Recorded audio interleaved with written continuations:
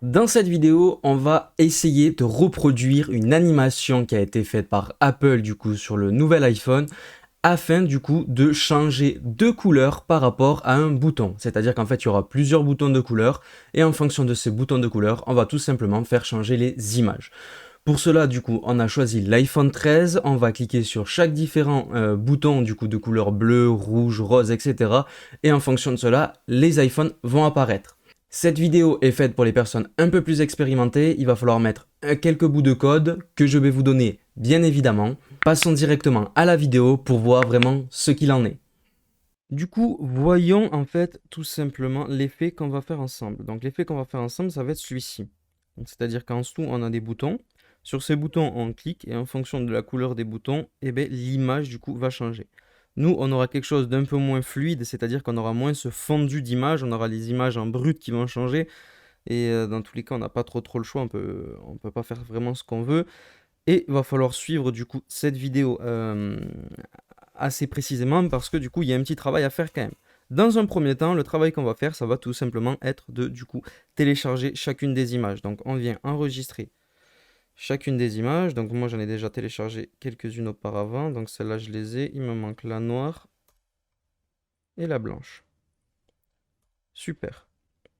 On va aller sur ma page. Donc là c'est une page basique. On voit qu'il n'y a rien dedans. C'est une page Elementor Canva. On vient tout simplement dans un premier temps ouvrir une section entière et on va y glisser toutes les images les unes après les autres. Donc, quelles sont? Donc c'est vert, rose, bleu, noir. Vous les mettez en dessous les unes des autres, pardon. Alors vert, rose, bleu, noir, blanc, rouge, bleu, noir, blanc et rouge. Voilà, donc jusque là tout va bien, donc ça c'est très simple. Donc ici on a juste à faire ça, donc on change les images, on va mettre euh, le même couleur de fond, ok, histoire que ce soit homogène. Donc là, voilà. Donc là je mets à jour, je prévisualise et on voit bien que du coup on a tout simplement pour l'instant toutes les images les unes en dessous des autres. Maintenant ce qu'on va faire c'est tout simplement rajouter une section interne, hop, et là on va tout simplement venir mettre des boutons. Dans ce bouton, on enlève le hashtag très important, on ne lui met aucun texte, on vient lui mettre une rayure de bordure de 50 et on lui met admettons 20 ici pour faire un rond. Donc là on a un rond. La chose qui va différencier aussi c'est qu'on n'aura pas du coup ce sélectionné bleu avec les couleurs en dessous.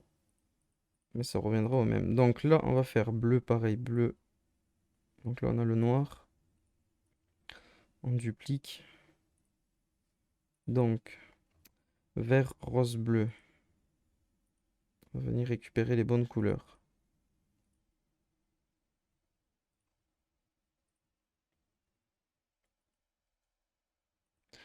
Vert.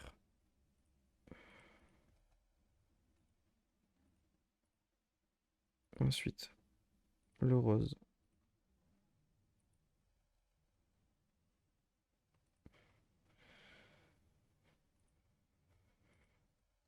Parfait. Le bleu.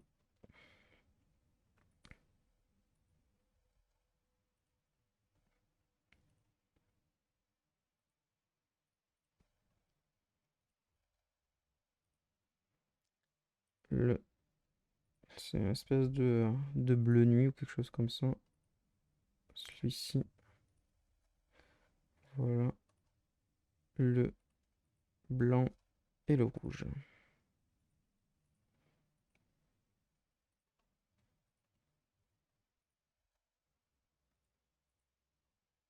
Pour finir le rouge. Voilà. On peut fermer ça. Et on vient mettre le rouge.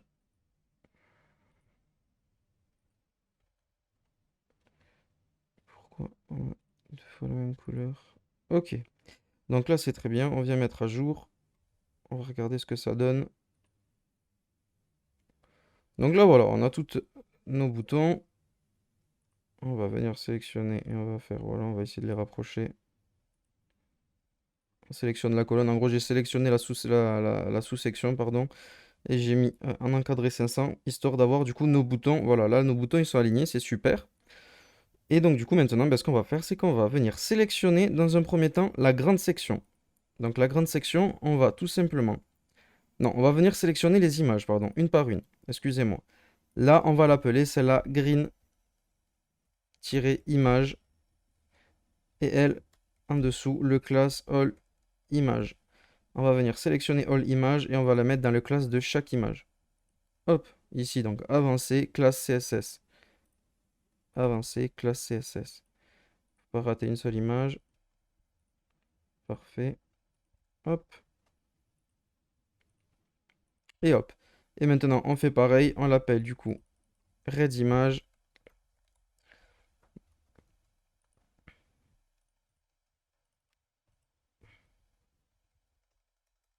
White.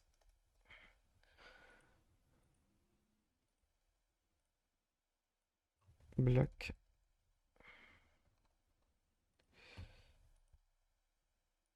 Blue.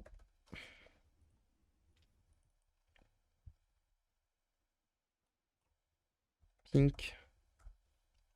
Et normalement j'ai déjà mis green. Ok, super. Donc une fois que ça c'est fait, maintenant ce qu'on va venir faire, c'est tout simplement sélectionner la section. Et on va venir aller sur ma page et sélectionner tout simplement un petit bout de code. Donc celui-ci, voilà, c'est donc pour ne laisser apparaître qu'une seule image. Donc on retourne sur ma section, avancer, custom CSS et on colle. Hop, déjà là on voit qu'il n'y a qu'une seule image qui apparaît, donc du coup pour l'instant c'est très bien. Maintenant, deuxième chose à faire, on va venir ouvrir une section en dessous, entière. On vient chercher HTML. Voilà, on le fait glisser dans la section. On vient sur ma page et on vient tout simplement sélectionner, hop, ce bout de code qu'on vient coller. Hop, super. Et ensuite, donc du coup là, on a collé ça. Et maintenant, c'est les boutons. On va venir sélectionner chaque bouton. On va aller dans Avancer. On va aller dans Attributes. Et on va venir tout simplement copier ça. Coller ça. Et là, du coup, on va mettre, admettons, ben lui, c'est le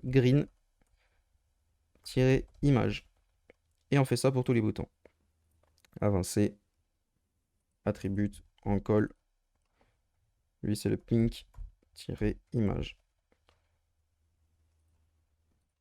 Hop. Blue image. Black, white et red, il manque. Black image.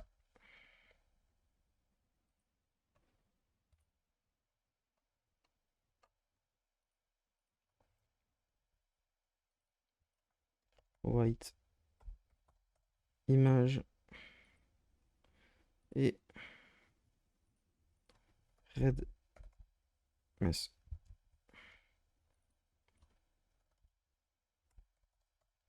Voilà. Donc là, on va essayer quand même de sortir quelque chose d'un peu plus joli, hein. Admettons, on n'hésite pas à venir mettre un titre. Ah non, la section, pardon, on la laisse pleine. Elle, la section ne la touche pas. On ouvre une section au-dessus. On peut mettre la même couleur d'arrière-plan.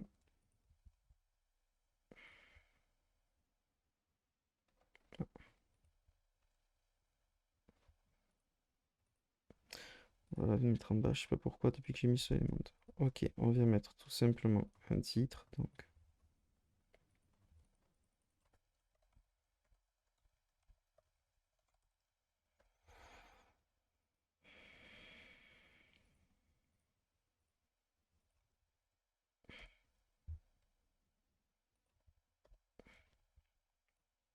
on va mettre ça au-dessus.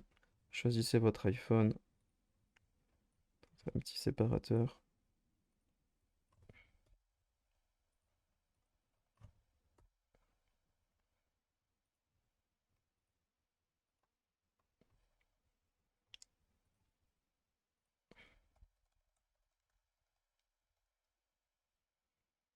On vient enregistrer et du coup, on vient voir ce que ça donne sur notre page qui était comme ça. Donc là, on a bien notre page. Donc ce qu'on va faire, c'est également mettre Bon, on s'en fiche. La couleur du fond. Donc maintenant, il nous manque plus qu'à appuyer pour voir si ça fonctionne. Donc là, ça fonctionne pour tous, sauf pour l'image verte. Donc c'est-à-dire que j'ai du mal à rentrer. Donc soit j'ai mal écrit sur le bouton. Non, donc j'ai forcément mal écrit. Donc si vous êtes trompé, vous revenez sélectionner la colonne. Custom CSS. On enlève. On vient regarder cette image. Green-image.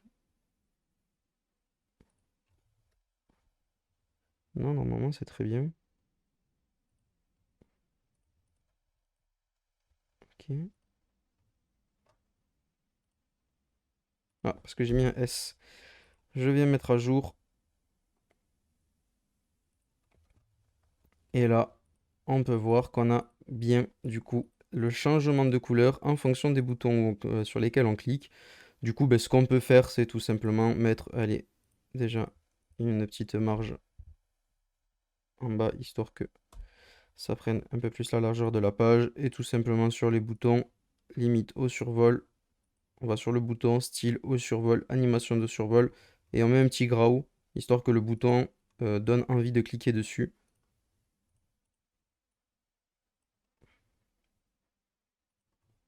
Et là on est obligé, on ne peut pas faire copier-coller le style parce que sinon j'ai toutes les couleurs qui vont changer, etc. Et ça va pas être cool. Donc on aurait peut-être dû le faire avant, créer un bouton, mettre un gros dessus et ensuite du coup mettre les couleurs et les attributs. Vous perdrez moins de temps que moi.